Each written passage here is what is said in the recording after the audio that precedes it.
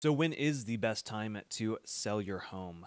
And in this video, we'll be diving into answering that question along with understanding the nuances to that as well. So real estate has seasonality to it, and keeping that in mind, usually we start to see a lot more listings start coming on in the March to May timeframe, which is typically associated with when most buyers are starting to get out there and be a little bit more active.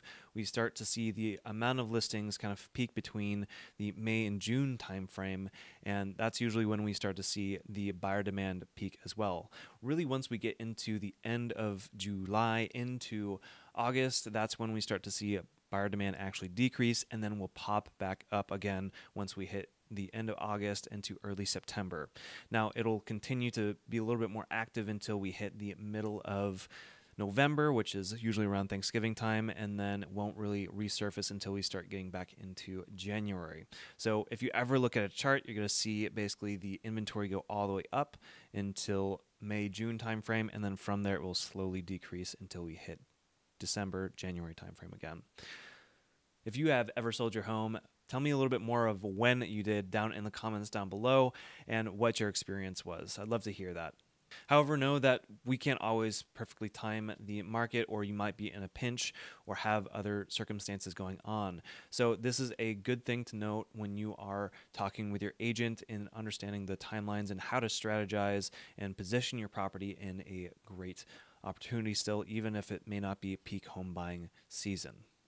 Some other factors to consider is that you may be facing competition from other sellers if you are trying to sell during this time frame of higher buyer demand.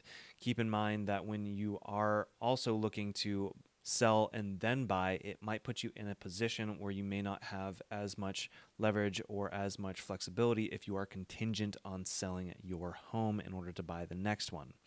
Now, with this, ultimately, it really depends on your personal circumstances, the individual markets, along with a couple other things to factor in when you are looking at selling and when the best time is to sell for you and how to position everything.